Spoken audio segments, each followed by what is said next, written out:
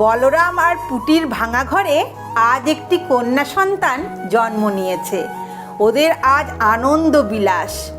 দুজনের চোখে একে অপরের প্রতি নরম ভালোবাসা ছলকে ওঠে। বলরাম খুব উৎসাহে পুটিকে বলে, জানিস তো এখন শহরে বাবার নাম আর মায়ের নামের প্রথম আর শেষ কথা মিলিয়ে নাম রাখার চল। বলরাম এত লেখাপড়া জানে না, তাই অক্ষরকে কথা বলে। পুটি 7 ক্লাস পাস, তাই সে চোখ বড় বড় করে শোধায়, মানে? বলরাম একটু থতমত খায়। তার বিদ্যেধরী বউকে সে বেশ সম্ভ্রম করে। পুটি বলে, তাহলে তোমার ব আর আমার টি মানে বটি। ছি ছি। বলরাম লজ্জা পায়, আর কথা বলে না। আজ পুটির কন্যার 6 মাস হলো।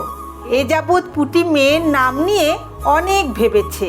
সে এমনিতে খুব বুদ্ধিমতী, পড়াশোনা ভালোবাসত। তার বাবা বলল, এমন মাটির মানুষ বর আর জুটবে না, তাই তড়িঘড়ি বিয়ে দিল। আজ ফুল পাতা দিয়ে গয়না বানিয়ে পুটি মেয়েকে সাজিয়েছে। ছোট করে অনুষ্ঠান মুখে ভাতের।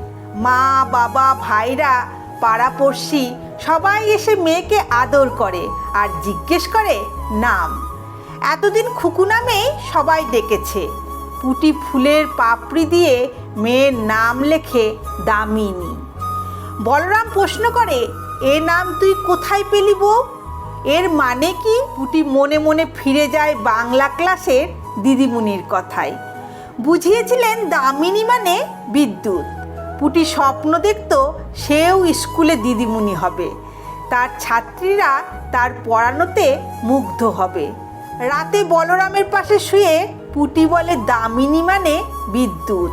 শুনে বলরাম পুটিকে বুকে আগলায়। আজ সন্ধ্যে থেকে বৃষ্টি হচ্ছে। জানলায় এক ফালি পর্দার ফাঁক দিয়ে বিদ্যুতের ঝলক দেখা যায়।